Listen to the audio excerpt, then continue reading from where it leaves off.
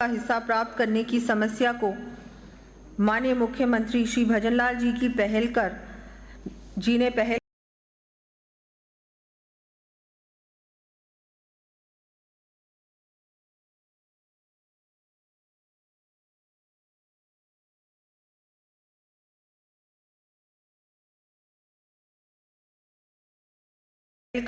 केंद्र सरकार के सहयोग से समाप्त करते हुए 577 MCM पानी हेतु 17 फरवरी 2024 को हरियाणा से MOU कर प्रदेश को अपना हिस्सा दिलाने का ऐतिहासिक कार्य किया है।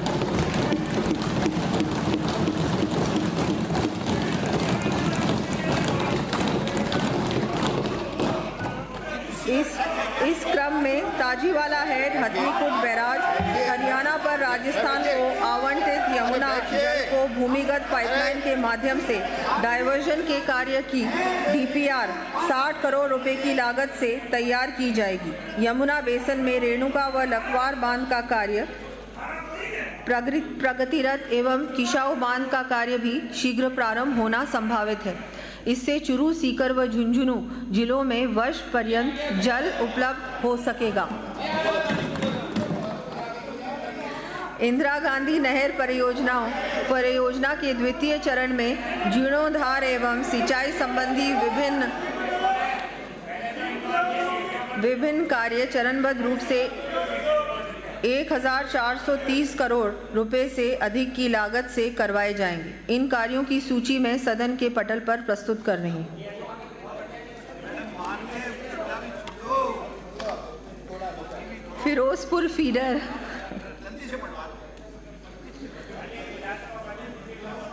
फिरोजपुर फीडर श्री गंगानगर के अंतर्गत प्रदेश के हिस्से का पानी उपलब्ध कराने के लिए 200 करोड़ रुपए की लागत के कार्य हाथ में लिए जाना प्रस्तावित है।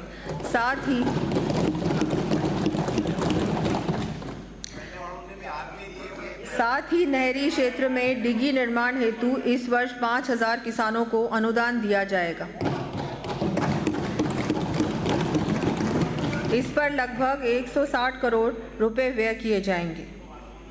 गत सरकार द्वारा किसानों को निश्चित समय अवधि में कृषि विद्युत कनेक्शन देने का आश्वासन देकर भी कार्य पूर्ण नहीं किया गया तथा मौके पर ट्रांसफार्मर आदि आवश्यक सामान की भी पूर्ति नहीं हो सकी।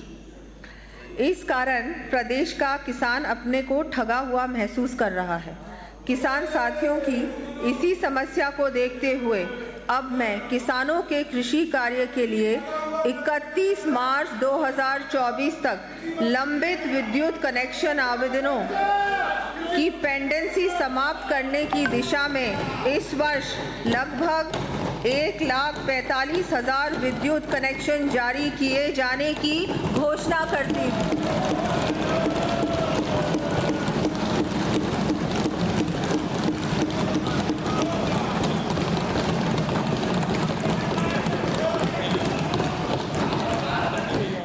किसान भाइयों की सुविधा के लिए कृषि कनेक्शनों के विद्युत भार को बढ़ाने हेतु स्वैच्छिक भार वृद्धि योजना वॉलंटरी लोड डिस्क्लोजर स्कीम लागू की जाएगी।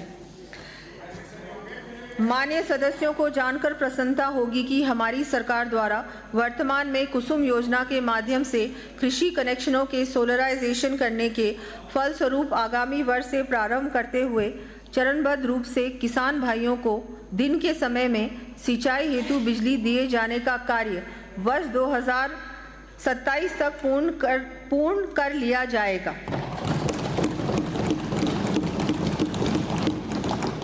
कृषि विकास प्रदेश में कृषि एवं हॉर्टिकल्चर की परियोजनाएं त्वरित एवं समयबद्ध रूप से लागू करने, कृषि के क्षेत्र में नई तकनीकों का उपयोग बढ़ाने तथा कृषक कल्याण को सुनिश्चित करने के लिए राष्ट्रीय कृषि विकास योजना RKVY रफ्तार की तर्ज पर राजस्थान कृषि विकास योजना RAJ-KVY Rajasthan agriculture and horticulture mission का गठन कर लागू करने की घोषणा करती है।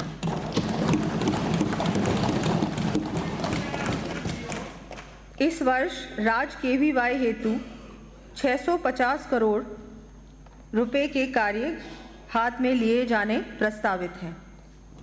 कृषि उत्पादन बढ़ाने के लिए किसान भाइयों को आधुनिक तकनीकी आधारित यंत्रों यथा power tiller, disc plough, cultivator, harrow, reaper आदि हेतु 200 करोड़ रुपए का अनुदान उपलब्ध करवाया जाना प्रस्तावित है।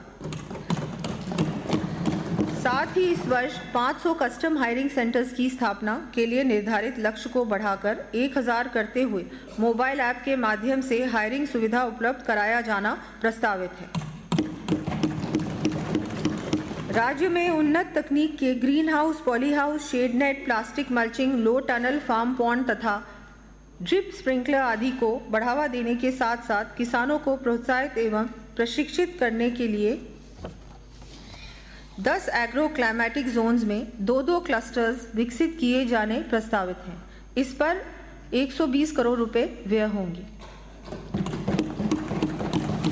महात्मा गांधी नरेगा के अंतर्गत कृषि भूमि धारकों SC, ST, BPL श्रेणी के परिवारों को व्यक्तिगत लाभ की श्रेणी में फार्म पॉन्ड्स, डिगी, फलदार पौधारोपण, मेड़बंदी इत्यादि कार्यों पर लगभग 1100 करोड़ रुपए की राशि का व्यय किया जाना प्रस्तावित है। पिछली सरकार ने प्रदेश में जैविक खेती के प्रोत्साहन के लिए मात्र कोरी घोषणाएं की थी, जो कि धरातल पर नहीं उतरी। राज्य में जैविक एवं परंपरागत खेती को बढ़ावा देने के लिए इस वर्ष कृषकों को सभी आवश्यक सहायता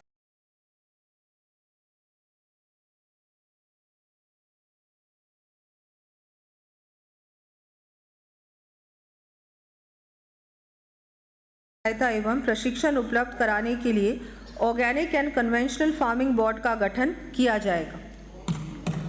जैविक उत्पादों के प्रमाणीकरण हेतु जिलों में यूनिट्स एवं लैब्स की स्थापना की जाएगी। ब्लॉक स्तर पर 50-50 कृषकों को गौवंश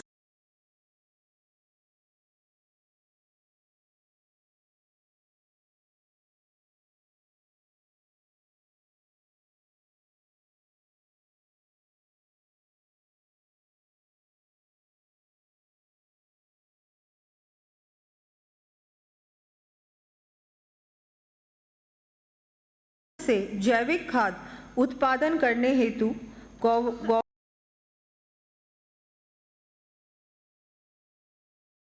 गोवर्धन जैविक उर्वरक योजना प्रारंभ करते हुए 10,000 रुपए प्रति कृषक तक की सहायता दिए जाने की घोषणा करती है।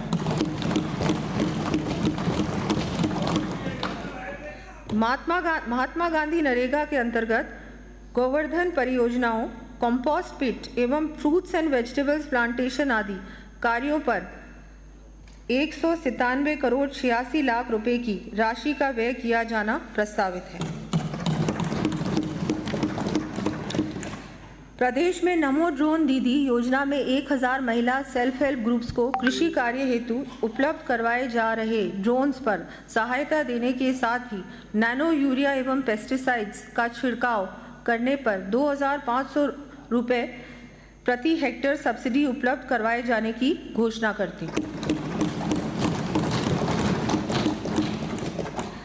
किसानों को सॉइल टेस्टिंग, फसलों के संबंध में जानकारी तथा कीटों रोगों के उपचार आदि के लिए विशेषज्ञ सेवाएं उपलब्ध कराने हेतु समस्त जिला मुख्यालयों पर 2 वर्षों में एग्री क्लिनिक स्थापित किए जाने की घोषणा करती हूँ। इस पर लगभग 21 करोड़ रुपए का व्यय होगा। किसानों की क्षमता वृद्धि के लिए नॉलेज एनहांसमेंट प्रोग्राम प्रारंभ किया जाना प्रस्तावित है। इसके अंतर्गत प्रथम चरण में 100 प्रगतिशील युवा कृषकों को इजराइल सहित अन्य देशों तथा साथ ही 5000 युवाओं को देश के विभिन्न राज्यों में प्रशिक्षण हेतु भेजा जाएगा। वर्तमान में संचालित 9 सेंटर्स ऑफ एक्सीलेंस की संख्या चरणबद्ध रूप से बढ़ाकर 18 की जाएगी। एग्री स्टैक के माध्यम से किसानों को स्वतः फसल गिरदावरी की सुविधा उपलब्ध करवाई जाएगी। सहकारिता एवं कृषि विपणन।